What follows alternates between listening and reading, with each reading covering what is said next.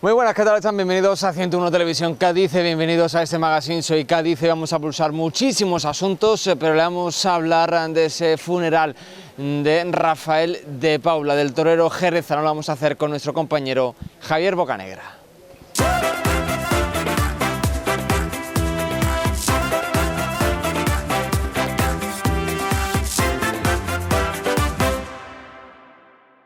Estamos con Javier Bocanegra, nuestro compañero de Barrera del 8, bueno pues como saben, director, presentador de este espacio taurino que tenemos aquí en 101 Televisión Cádiz, y le vamos a hablar de una noticia que se la venimos contando toda esta semana, que es ese fallecimiento de Rafael de Paula, de este torero jerezano insigne, y que también estuvimos en ese funeral en la Capilla Ardiente, también en la iglesia de Santiago, en el barrio que lo vio nacer y también crecer. Javier Bocanegra, muy buenas, ¿qué tal?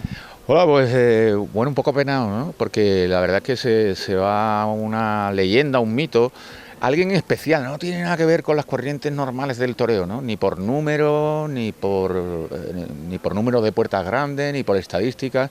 Se va alguien que llevó la esencia del alma al toreo, ¿no? Y que convirtió el toreo en arte puro, ¿no? A partir de ahí, y de la aparición y de esas tardes importantes o de esos quites importantes de Rafael de Paula, pues se vio el toreo de otra manera, ¿no? Y es el toreo que llega con profundidad, con alma, no es el toreo perfecto mecanizado, es la bonita perfección de la imperfección, ¿no? Es que es increíble lo de Rafael de Paula. Yo creo que es un caso para estudiarlo, ¿no? Porque para estudiarlo dentro de los toros, evidentemente, y a quien le guste.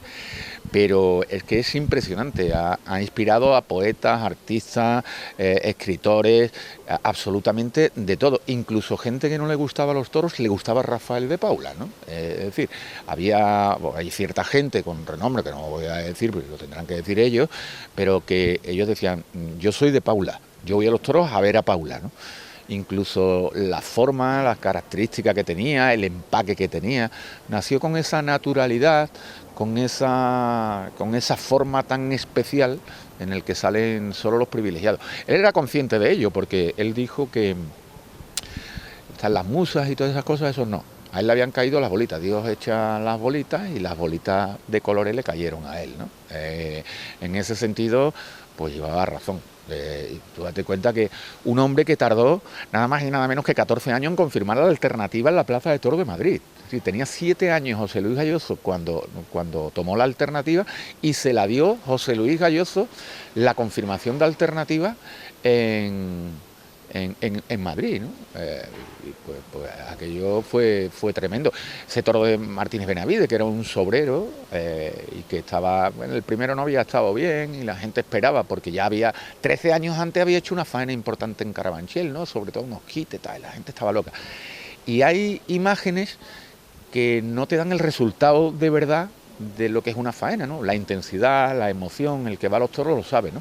Yo creo que el que va a cualquier espectáculo, por eso dicen, no es bueno televisar. Pues sí es bueno televisar, pero la verdadera esencia está en la plaza, por eso las plazas están, ahora en estos tiempos se estaban llenando, ¿no? Están llenas, con mucha gente joven, porque he leído por ahí que había una noticia de que había un 15% menos de gente joven en los toros. Me parece a mí que eso lo ha hecho el del CIS, que hace todas las encuestas a favor de corriente para él, ¿no? Pues lo de Rafael, 13 años esperando, ese cuarto toro, era un sobrero de Martínez Benavides, de una ganadería que tampoco era muy conocida, pues hizo una obra cumbre. No lo mató. Y digo que no lo mató, que pinchó 2 veces, le dieron 2 avisos, pero y dio una vuelta al ruedo. Es decir, dio una vuelta al ruedo en Madrid que yo creo que pocos toreros, casi ninguno, después de esos 2 avisos, dio esa vuelta al ruedo, ¿no? Es muy complicado, tiene que ser cumbre. A mí me hubiese gustado, como a todos, si aquel toro lo mata Rafael, es la duda que nos quedará, ¿no? ¿Qué le hubiesen dado a Rafael de Paula en Madrid? Yo creo que los máximos trofeos, fíjate lo que te digo. Es una osadía por mi parte decir esto, ¿no? Pero yo creo que sí. Ese toreo, había unos toreros con unas capacidades, con una técnica increíble, lo de Rafael era único. Y después las condiciones físicas de él marcaron mucho también su trayectoria, ¿no? Las rodillas, y no por entrenamiento ni nada de eso, porque como el propio Francisco Núñez Currillo decía, y nos dijo en la entrevista en la cadena SER, es que Rafael se entrenaba, ¿no? Y entrenaba, y yo lo he visto, ¿no? Cuando la plaza de toros de Jerez, pues íbamos a todos aquellos que queríamos ser toreros, la plaza estaba abierta, entonces había una portería con Sergio, vivían allí en la plaza de toros y estaba siempre abierto, y allí se reunía todo el toreo, pero para entrenar. Entonces entrenaba ahí y veía a Rafael de Paula, a Currillo, a Formidable, a Juanito Sánchez, a todos, ¿no? Era una época espectacular. Además se jugaba al tenis, al frontón, bueno, al tenis sobre todo, ¿no? Allí, o se jugaba un partidillo, se abrían dos puertas, se hacía una portería. Aquello era muy, muy bonito, era una esencia muy bonita, la verdad. Y yo veía a Rafael de Paula, era un dios. También es verdad que eso pasó en Madrid y a partir de ahí ya la gente se volvió loca con Rafael de Paula, pero no fue un hombre de ir muchas veces a Madrid y ha hecho faenas importantes. El otro día me contaban que en Valladolid creo que me dijeron, un hombre que había visto cortar un rabo a Rafael de Paula y cuando se lo contó a Rafael de Paula decía, pues poca gente se acuerda de eso, ¿no? Ha sido un hombre de grandes números y nunca ha estado de los primeros de escalafón, pero desde luego esas tardes de Curro, Rafael, Antoñete, Manzanares, a la plaza de toros de Jerez, no solamente el toro sedoso del Marqués de Domé, es que aquí hemos disfrutado para lo bueno y para lo malo, ¿no? Y había una cosa muy curiosa que pasaba, y eso era cierto, ¿no? Y a uno que tiene su edad, y era que hacía el paseillo y había muchos gitanos en la plaza y se iban al bar de enfrente, salían, había hecho el paseillo, pero estos tíos han pagado una entrada y se han ido. Es que ya hemos visto el paseillo, que no nos hace falta ver más nada. Era curiosidad, lo que arrastraba detrás, la pasión que se ha tenido, y no va a salir nunca nadie como Rafael de Paula. No hagamos comparaciones, ¿no? Porque ahora se compara que si Morante, que si Rafael. A Morante le ha aportado mucho, el propio Morante lo dice, pero la manera de concebir con esa pureza, con esa manera de interpretar, con el alma, con el corazón, que es como se debe de torear, yo creo que es único. Bueno, de hecho fue también apoderado de Morante, ¿no? Sí. Por un tiempo, y también a Morante se le esperaba, o eso el run en el correo periodístico en Santiago, vendrá Morante igual que en el tanatorio, pero no apareció. Yo sé que ha llamado a la familia, lo sé sé que ha llamado a la familia y está en una circunstancia que quizás no eran las más idóneas para poder viajar y no es ninguna excusa, lo tendrá que decir él, pero está muy pendiente y está muy pendiente de la familia, que no haya venido, hay circunstancias y circunstancias, será él quien la tiene que contar evidentemente, pero bueno, está en Portugal, entre Portugal y la Puebla, yo creo que ahora mismo está en un momento que él tiene un problema psicológico y es un problema fuerte, el tema de salud mental no hay que especular con él y será el propio Morante que lo diga. Pero también es verdad que Morante ha contado públicamente, esto no lo digo yo, lo ha contado Morante, que cuando era su apoderado era muy complicado, ¿no? Y hay vídeos por ahí de una tertulia que estuvo muy simpático Morante de la Puebla, por Madrid, con aficionados de Madrid, y contaba esa relación con Paula, ¿no? Que le decía a Paula, es que yo no sé contar, y le decía, pero yo tampoco, Rafael, entonces esto va a ser un desastre, y al final, bueno, siguieron siendo grandes amigos y él ha estado con él. Mira, a mí me pasó una cosa curiosa, y es que a Rafael otra vez, yo cuando nos enteramos del fallecimiento, lo primero que hay que contrastar la noticia, porque no era la primera vez que se había dicho. Entonces la primera vez aquella que pasó, aquí llamamos esto, claro, tú a los hijos no le puedes decir, oye, mira que está esto, llamas a la gente que está más cercana, y llamo al apoderado de Morante, a Pedro Marqués, y lo llamo, estaban en Portugal, y le digo, mira, Pedro, que está corriendo el rumor, no habían publicado, gracias a Dios nadie había publicado, pero estaba corriendo el rumor para sacarlo. Y dice, espérate que te lo paso, estaba comiendo en Portugal con él. Entonces cuando llega la noticia, aunque sí es verdad que durante los últimos tiempos ha estado malusquillo, ha estado mal, pero cuando llega la noticia te vuelves loco para contrastarla, porque estamos hablando de un mito, ¿no? De un mito viviente, de una leyenda, ¿no? Y eso es muy importante, va a dejar ese legado de imágenes de bar por cualquier bar, no de Jerez. Es que lo hemos visto a nivel nacional. a nivel nacional, medalla de oro de las Bellas Artes, a nivel nacional, ¿no? Y bueno, pues el tema del monumento es otro tema y espinoso. Te iba a decir, también se dijo ayer en la propia misa, en esa homilía, que se debería de reconocer esa figura con un monumento en el entorno cercano a la plaza de Toros de Jerez de la Frontera. Bueno, incluso la alcaldesa de Jerez, María José García Pelayo, ha comparado la figura de Paula con la Paquera, incluso con Lola Flores. Hombre, a ese nivel, evidentemente, ¿no? Que no, aunque no te gusten los toros, al final conoces a Rafael de Paula, que era un torero con su genialidad dentro y fuera, te podía salir por cualquier sitio, ¿no? Ya lo vivimos, ¿no? Con su hijo en el libro, aquí en Jerez cuando vino también que le dieron otro homenaje, cogió el cuadro y se fue delante de la alcaldesa, que entonces era... ¿cómo se llama? Pilar Sánchez. En la Universidad de Cádiz, en la UCA, en el campus de Jerez, y bueno, él era así, de pronto podía querer y de pronto no. Aquello lo vivimos aquella entrevista, los que ya somos más mayores, vivimos aquella entrevista en Canal Sur con Joaquín Petit, en el que empezó una rajada importante, hubo una plataforma, se diluyó la plataforma. Bueno, yo creo que evidentemente yo estoy de acuerdo con que se haga un monumento, pero los primeros que tienen, hombre, se debía haber hecho en vida, pero los primeros que tienen que aceptar ahora es la familia, y lo que haga la familia está bien, ¿no? Y está bien decidido, como lo que decidieron con el funeral y lo que decidieron en todos sitios. Es su padre, antes que nada es su padre, y después es un mito, una leyenda, y de ahí no es el monumento, pues sí, hombre. Y yo creo que sería visitado también. Ese monumento, si yo viví aquello, bueno, viví como periodista la información que nos iba llegando, las firmas que había, la plataforma, Pedro Pacheco, que entonces era alcalde de Jerez, pues que había la intención, incluso el escultor, es decir, había muchas cosas, pero se echó todo a perder. Estas cosas suelen pasar o no suelen pasar, pero pasó. Y aquí en Jerez somos así también de homenajear tarde y mal, las cosas siempre en vida. Y nuestro pequeño homenaje para Rafael de Paula también, bueno, pues ha sido recordar su vida, pero sobre todo en Barrera del Ocho, ¿no? Ahí vamos a ver un amplio resumen, vamos a ver imágenes. Claro. Cuéntanos, ¿qué es lo que vamos a ver en Barrera del Ocho? Pues mira, vamos a ver la faena del toro de Martínez Benavides, porque esa faena, además esas faenas de televisión española, y esa pieza la hace Federico Arnaz, un gran periodista y amigo, que fue director de Tendido Cero, y yo creo que debe estar contada por quien la contó, ¿no? Y con ese sentimiento que además también demostró Federico Arnaz, ¿no? Veremos también el funeral. Es cierto que el funeral había mucha gente, pero había muchos toreros, y yo estaba en funerales de otros toreros y no ha habido tantos toreros, ¿no?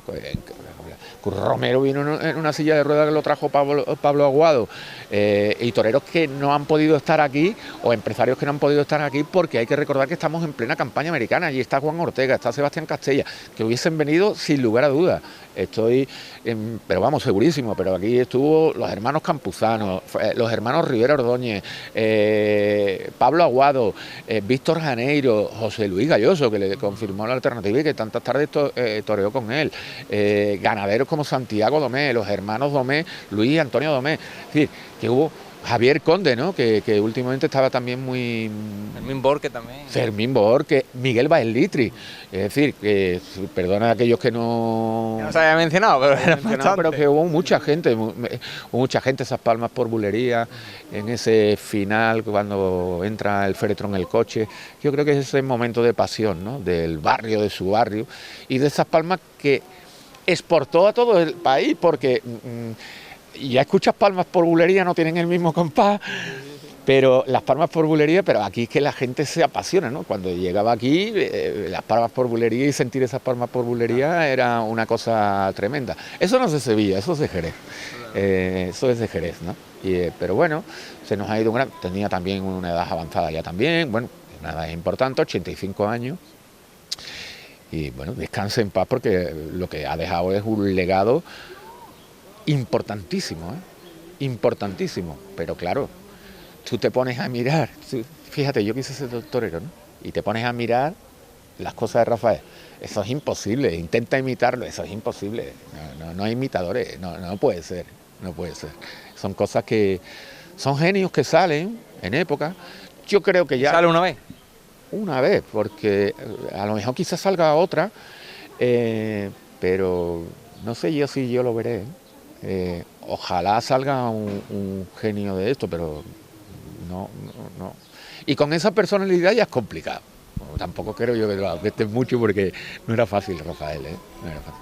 Javier Bocanegra, muchísimas gracias por este ratito y bueno, pues te vemos en Barrera del 8, vemos ese especial todo ampliado, esa información mucho más, con detenimiento, bueno, pues de Rafael de Paula, este maestro que fue único y fue de aquí, de Jerez de la Frontera. Muchísimas gracias. Rafael Soto Moreno, que cuando yo estuve con él un día, perdona, y ya con esto termino, y me dice, él era muy lector, aunque la gente era muy lector, y cuando estaba en la intimidad hablaba contigo bastante.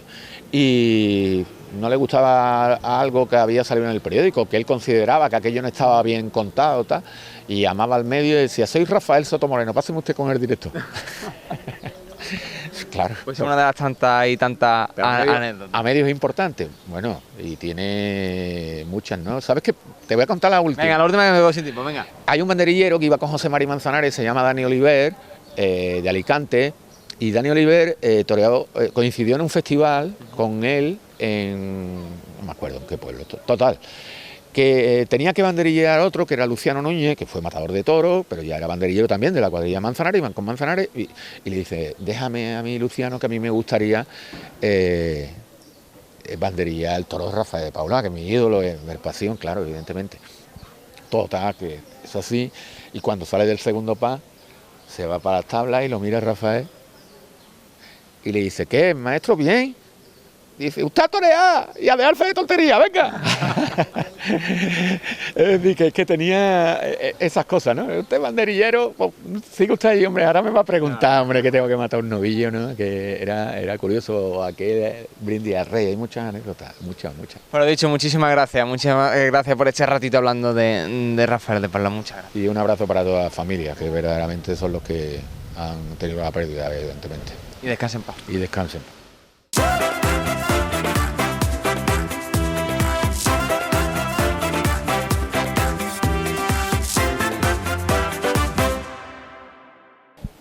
Y ahora cambiamos de asunto, le vamos a hablar de Jerez, pero en este caso de la zambomba, de una zambomba solidaria que tendrá lugar el próximo mes de diciembre.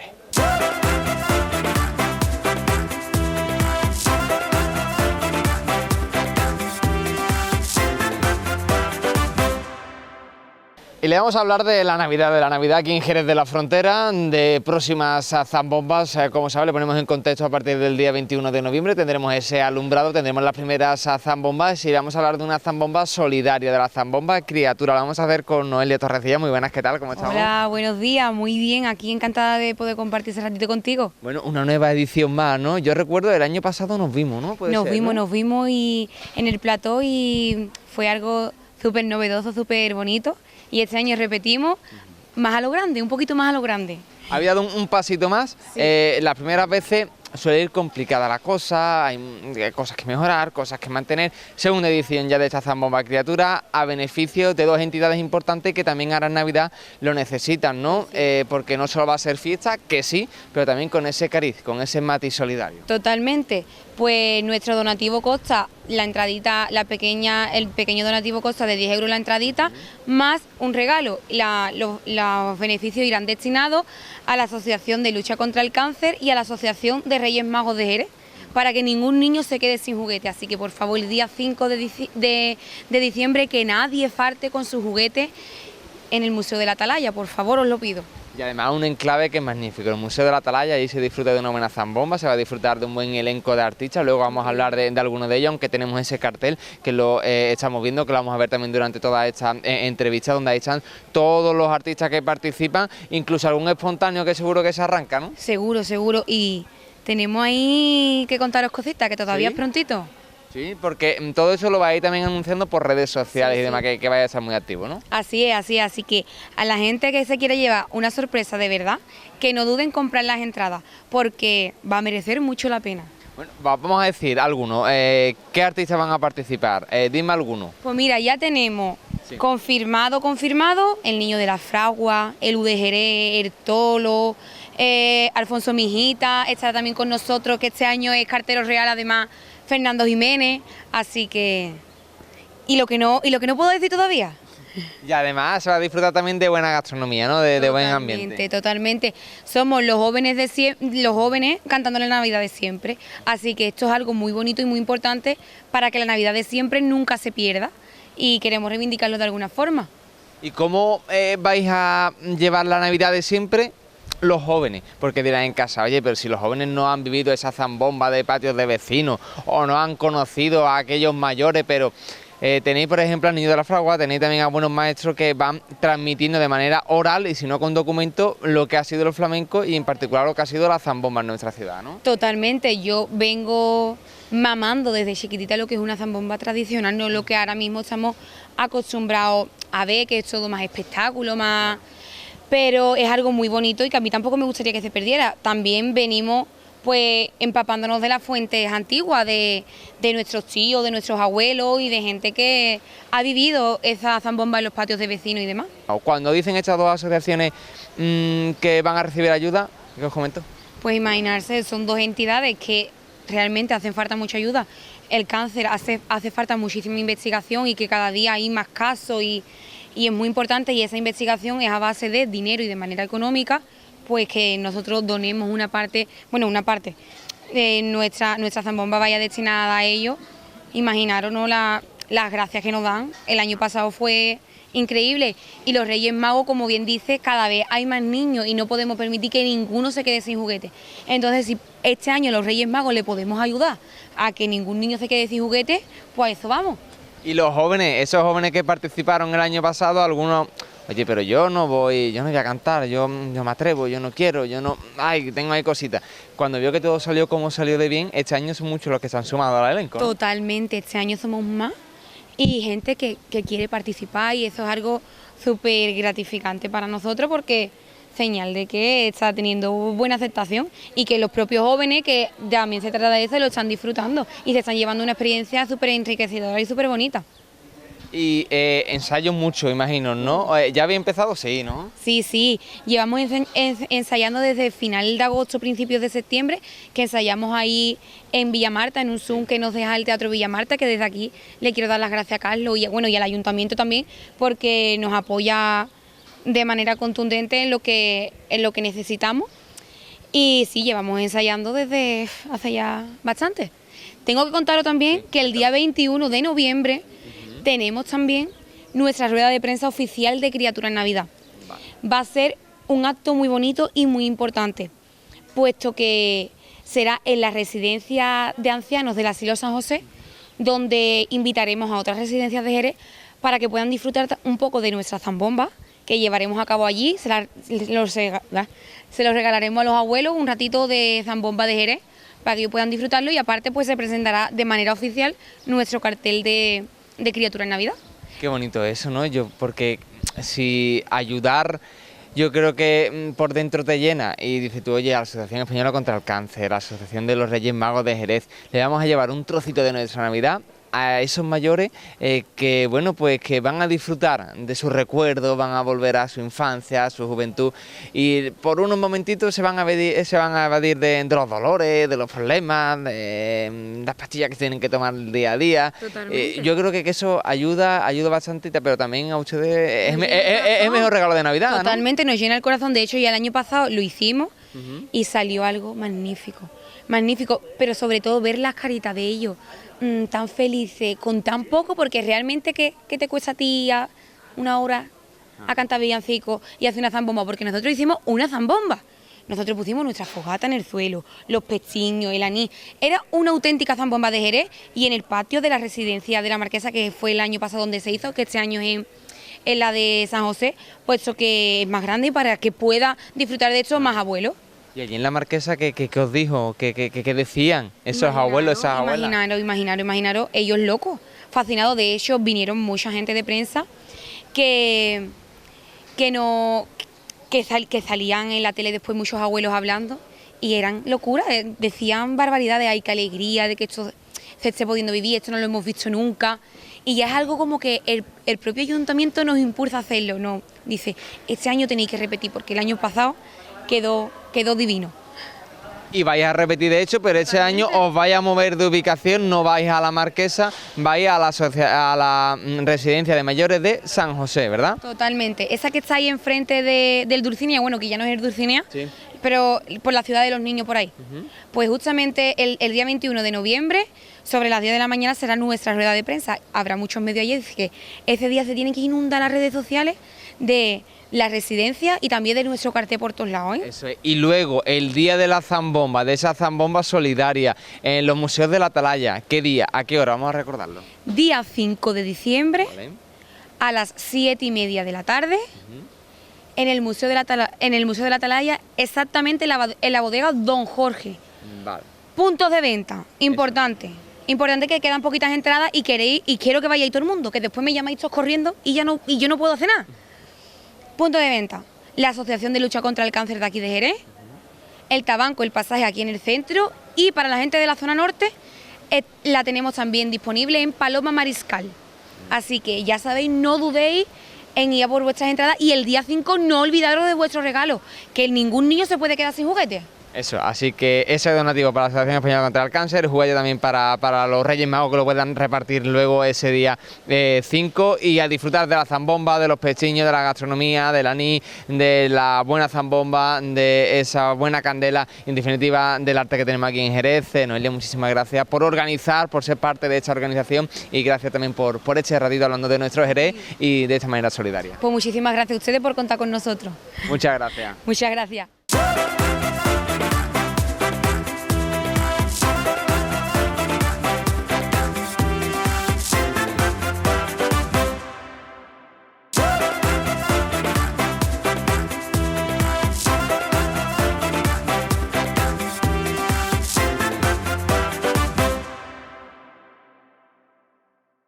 Regresamos de publicidad, seguimos aquí en 101 Televisión Cádiz, seguimos en este magazine en Soy Cádiz, le vamos a hablar de la Navidad, se nos viene encima, pero antes de una campaña importante que vamos a ver cómo nos va a bombardear por las redes sociales y también en las grandes superficies del Black Friday, y le vamos a hablar sobre todo de consejos por parte de la Asociación de Consumidores que, bueno, están a favor de estas grandes rebajas, de estas grandes campañas, pero hay que hacerlo con muchísimo cuidado. Le vamos a ampliar toda la información en la siguiente noticia. Un año más se va a producir un periodo de compras masivas con motivo de la oferta comercial que se producirá con el denominado Black Friday. Un periodo de compras que cada año se anticipa más, no quedándose ceñido al viernes que era habitual. Y es que ya es usual ver publicaciones referentes a este periodo de ventas.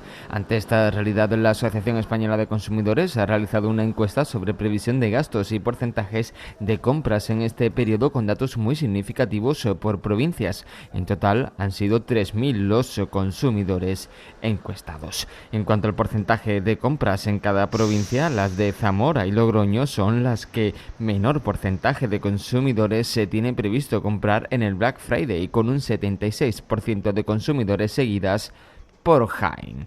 Así, esta Asociación de Consumidores de España refleja datos significativos en cuanto a las preferencias de compra, donde un 43% aprovechará estos descuentos para comprar ropa y complementos, un 30% comprará juguetes y un 26% adquirirá tecnología y electrodomésticos. Por el contrario, solo un 1% lo destinará a otras compras como servicios o entradas.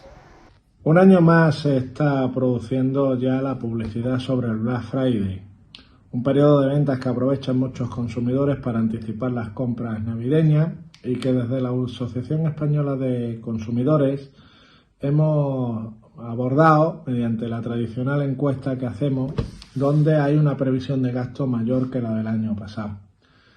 En concreto, en la provincia de Cádiz estamos hablando de un 79% de los consumidores que van a realizar las compras en este periodo, que nos han indicado en esa encuesta que hemos realizado que van a realizar las compras en ese periodo, y donde van a gastar tienen una previsión de gasto de en torno a 190 euros, por lo tanto una cifra importante.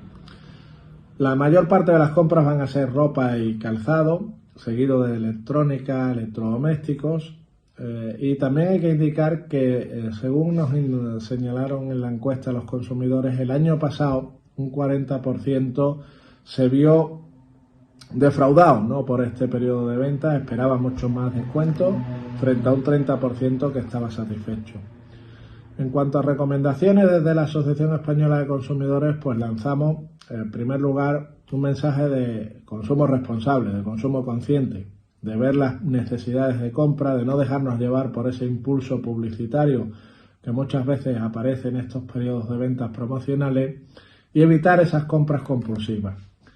En segundo lugar, señalar que la publicidad que nos den tiene carácter vinculante, carácter obligatorio y por lo tanto se tiene que cumplir por parte del establecimiento. Y luego, en cuanto a las condiciones de venta, pues tiene que aparecer claramente reflejado el precio antes de la rebaja y el precio después de ese periodo de aplicarse el descuento por el Black Friday, para que el consumidor sepa realmente cuánto dinero se está ahorrando. Ni qué decir tiene que en las tiendas físicas los productos rebajados por el Black Friday tienen que estar claramente separados de los que no lo están, para evitar confusiones por parte del consumidor. Y también señalarle al consumidor que en Black Friday tiene los mismos derechos, las mismas garantías que durante todo el año. No se rebajan nuestros derechos, lo único que se tiene que ver rebajado es el precio del artículo y por tanto desde esa situación pues el consumidor tiene que ser exigente con la calidad, con las garantías, con los medios de pago que deben de ser los mismos que durante todo el año. Finalmente, les recomendamos al consumidor que en caso de que tenga problemas pida la hoja de reclamaciones en los establecimientos comerciales, que están obligados a tenerla y están obligados a ponerla a disposición de los clientes, tengan o no tengan razón con su reclamación.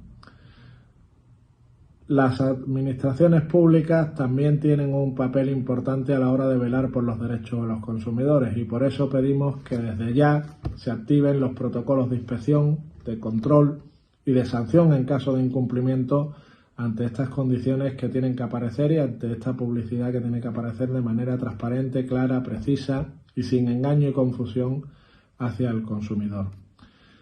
Y nada más, simplemente desear pues que sea un periodo fructífero para el consumidor, que se aprovechen ese periodo de ventas promocionales para anticipar esas compras navideñas y que ello no suponga un varapalo económico para nuestra economía doméstica, ni suponga también un varapalo para nuestros derechos como consumidores. Le vamos a hablar ahora de Navidad, de esta campaña navideña y sobre todo de esa tradición de montar el Belén y de una asociación, la Asociación de Belenistas de Jerez de la Frontera, que están de enhorabuena, cumplen 50 años en esta Navidad, así que con su presidente, con Ramón García, vamos a conocer cómo se presenta esta campaña navideña.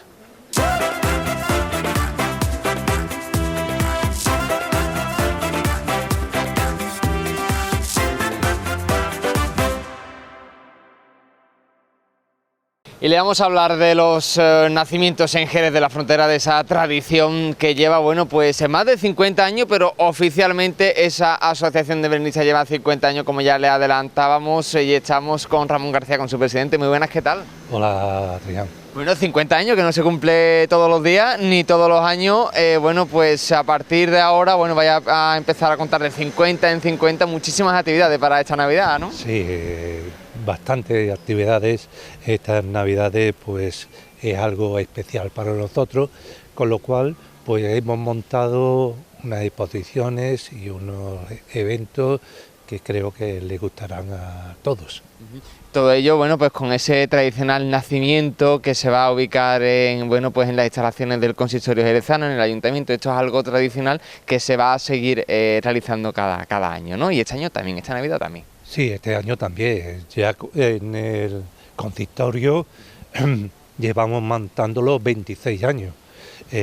Aparte del Consistorio, pues estaremos de nuevo en los claustros de Santo Domingo con unas grandes exposiciones conmemorativas de las 50 Navidades montando el Belén, porque así lo determinamos, ¿no? La denominación. Entonces, pues allí tendremos la tradicional, la que montamos todos los años, y adicionalmente pues tendremos exposición filatélica en el referente sobre la Navidad en Jerez. Todos los sellos están relacionados con la Navidad de Jerez. La va a montar lo que es el Club Filatélico Jerezano. Aparte, pues van a venir escultores de toda Andalucía a mostrar sus obras. Viene una expedición desde Malta a montar belenes aquí, que se van a montar 30 belenes. La Federación Gaditana va a montar su exposición, que ya se va convirtiendo en algo tradicional, y aparte de nosotros pues vamos a montar algo especial, que son 50 dioramas en conmemoración a las 50 Navidades. O sea, son 50 nacimientos en conmemoración a esos 50 años, todo ello también, bueno, pues con ese, yo creo que esa cita, ¿no?, de acudir a los claustros de Santo Domingo cada año es algo fundamental, ¿no? Además de que cada belenista, incluso luego en sus casas, en sus domicilios particulares o incluso en otros puntos de la ciudad también exponen, pero ir a los claustros en Navidad yo creo que es una cita obligatoria para todas las familias. Sí, es algo que ya se está convirtiendo en muy habitual, ¿no? Y salir a los claustros, ¿no? Y quiero que no, el año pasado pues estuvimos rondando los 40.000 visitas, que también está bastante bien. Luego está el Museo del Belén, que también lo hemos renovado todo en vista para estas Navidades. Va a haber belenes nuevos, exposiciones nuevas y también lo que es en nuestra asociación, que también va a haber un gran Belén conmemorativo de las 50 Navidades, junto con una exposición de dioramas. Bueno, todo ello para no perderse, nosotros también, bueno, pues le vamos a ir dando buena cuenta de todo ello, pero claro, los 50 años, como decíamos al principio, que no se conmemora todos los días, no solo un logo especial, sino también un sellito, ¿no? Un sello que eso va a quedar también para la historia, cuéntame. Bueno, es un logo especial, en el cual pues, lo hemos diseñado para este periodo de tiempo, y junto con él pues hemos elaborado un sello junto con lo que es el Club Filatélico, en el cual conmemoramos estas 50 Navidades, en el cual está la imagen del cartel de la Navidad junto con el logo conmemorativo. Yo creo que ha quedado un sello muy bonito, muy vistoso, que bueno, que pueden franquearlo tranquilamente. Bueno, estamos en noviembre y muchos dirán, oye, ya están pensando esta gente en Navidad, pero la Asociación de Belenistas, ¿desde cuándo comienza a pensar en la Navidad? Es decir, para preparar la Navidad de este año 2025, para preparar este mes de diciembre, ¿cuándo habéis comenzado con toda esa lista de preparativos, darle vuelta a la cabeza, qué hacemos, qué no hacemos este año, cómo innovamos, qué mantenemos? ¿Cuándo comenzaron esas primeras reuniones? Pues después de la Candelaria, o sea, allá por el 15 de febrero ya empezamos a planificar todo lo que es la siguiente campaña.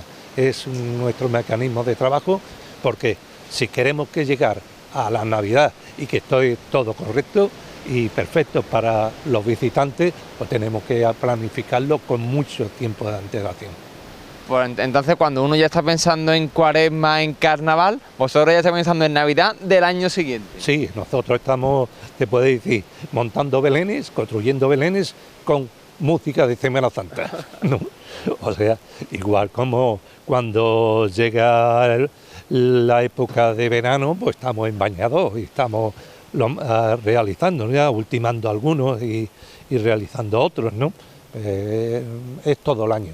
Es todo el año lo que es la asociación está pendiente del belenismo, ¿no? ¿Este año habrá esos cursos de esos talleres de belenismo? ¿Se va a mantener también para esta edición? Sí, ya se ha cerrado el plazo de inscripciones y va a ser a partir de este lunes, día 10, pues estarán en la asociación, creo que son 16, que es el espacio que tenemos, 16 haciendo y aprendiendo cómo realizar su Belén. Así que todas aquellas personas que tengan o no tengan conocimiento, a través de esa inscripción que ya están cerradas, bueno, pues pueden seguir o perfeccionando o iniciándose, ¿no? Porque esos talleres tienes tú que tener algún conocimiento previo, tienes que venir de casa ya con ciertos conocimientos, o desde cero alguien que diga, oye, yo quiero mantener la tradición de Jerez, que es la de montar un nacimiento, vamos a empezar por poquito, me quiero aventurar y voy o tengo que tener esos conocimientos? No, no tienes que tener ningún conocimiento porque nosotros empezamos como si fuera de cero. Mostramos todo lo que es, cómo planificar su Belén y cómo ir la construcción paso a paso. No, lo único que tienen que tener es ganas y querer montar un Belén. ¿Qué significa el nacimiento, el Belén, el belenismo para Jerez de la Frontera? Ahora que estamos dentro también de esa candidatura al año 2031 de la cultura, Jerez no se entiende sin esos nacimientos en Navidad, y es más, Jerez es ese punto de mira, ese espejo para el resto de asociaciones a nivel andaluz y nacional. Pues el belenismo para Jerez es otro de sus puntales artísticos, aunque crean que no, o sea, es como solemos decir, en nuestra tierra siempre desechamos lo que tenemos a la mano, siempre, ¿no? Pues el belenismo en Andalucía prácticamente nació con Jerez. Somos cuna de este arte belenista andaluz.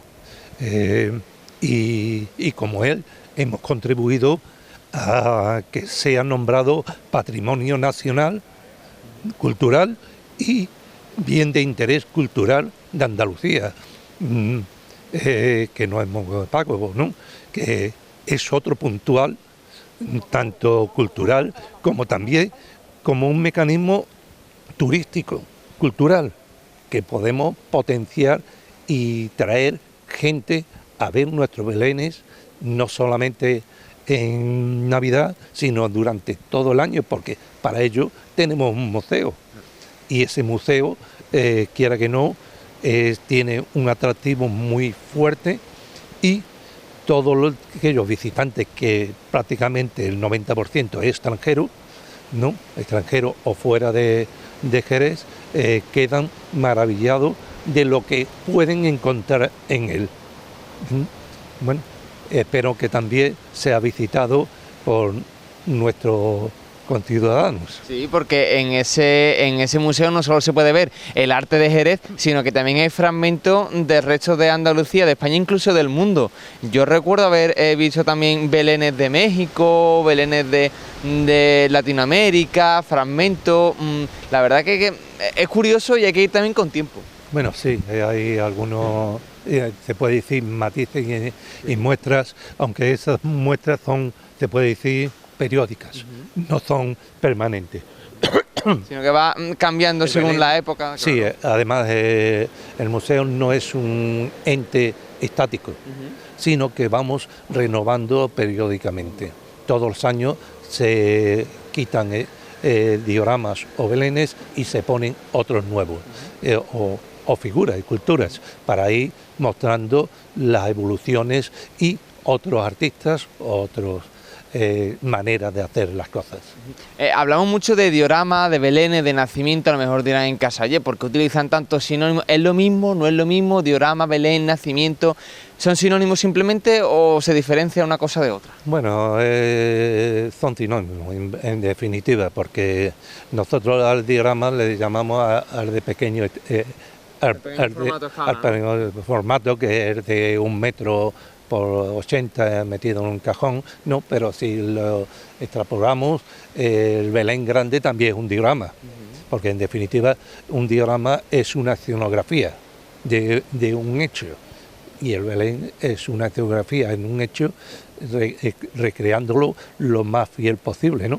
Aunque de fiel, como yo suelo decir, eso está en la imaginación de cada uno de los... Totalmente. Sí, porque hemos llegado a ver en los claustros belenes de, por ejemplo, un propio claustro o la propia iglesia de Santo Domingo, ese fue muy famoso, o el de ese graffiti de Papá Noel, no, que al fin y al cabo son interpretaciones de lo que viene siendo la Navidad en Jerez. Sí, son interpretaciones, porque no se basan solamente en lo que es el hecho de la Natividad de Jesús, sino también en lo que son las fiestas y las costumbres nuestras. Y así por eso mismo se declaró bien de interés cultural y patrimonio, porque reflejaban en nuestros belenes, reflejamos costumbres de antaño, y inclusive trabajos de antaño que están reflejados en nuestros belenes. Por ejemplo, hay unos dioramas que reflejan lo que son los trabajos en las bodegas, trabajos que ya no existen, como el garreo o lo que es el tonelero, el tonerero, pues son trabajos que van, aunque el tonerero sigue estando, aunque un poco pero más... va desapareciendo un poco más. Va apareciendo algunas faenas muy tradicionales dentro de la bodega en contrapartida con las maquinarias, ¿no? Pues eso también lo reflejamos y lo plasmamos, pues, el canastero, haciendo lo que son las... Hachas de mimbre y de enea, ¿no? De mimbre, de enea, pues están reflejados ahí, ¿no? Todo ello lo vamos a poder ver, bueno, pues gracias a todos esos socios de los belenistas de Jerez que, como decimos, cumplen 50 años. Y dirán, bueno, 50 años da para mucho, 50 años evoluciona mucho la vida, sí, pero siguen habiendo muchos jerezanos que quieren formar parte y, de hecho, bueno, pues este año se han nombrado unos cuantos pocos de socios más, que eso también es motivo de alegría, ¿no? Pues sí, todos los años se van agregando a nuestra fila algunos que se ven motivados para hacer partícipe de nuestro trabajo, ¿no? Y poderlo luego, poder mostrarlo al resto de ciudadanos, ¿no? Bueno, y eso para nosotros pues es satisfacción. Algo estaremos haciendo bien para que quieran ser partícipes nuestros también. Bueno, y tanto se está haciendo bien que incluso la Navidad de Jerez y el trabajo de los belenistas de Jerez va a ser reconocido en un cartel de otro municipio también de la provincia, ¿no?, que vaya a estar presente. Sí, vamos a estar presentes en el cartel de lo que es la Navidad de San Fernando, que ha tenido a bien de dedicárnoslo a nosotros, por eso, por nuestro 50 aniversario y, en palabra de ellos, por ser prácticamente la madre de todos los belenistas de Andalucía y de la provincia, por supuesto. Eso es algo importante, ¿no?, ser la madre de todos los belenes, ¿no? Sí, aquí se han basado en cómo hacer, o el formato, cómo hacer el Belén, o la estética de hacer un Belén. Ramón García, muchísimas gracias por este ratito hablando de Belén, hablando de nacimiento de esta asociación que cumple, recordemos, 50 años en activo aquí en Jerez de la Frontera, mínimo 50 años más. Muchísimas gracias, buena Navidad y feliz Navidad. Gracias a ti. Hay una cosa. Sí. Que tu presentación del cartel fue, por si no lo sabéis, él fue el presentador del cartel de la Navidad de este año y quedaron todos embelesados con tus palabras, y más que una presentación de un cartel, como dijo allí mismo, fue un pregón de la Navidad. Muchas gracias, la parte que me toca. Muchas gracias y feliz Navidad. Feliz Navidad. Muchas gracias.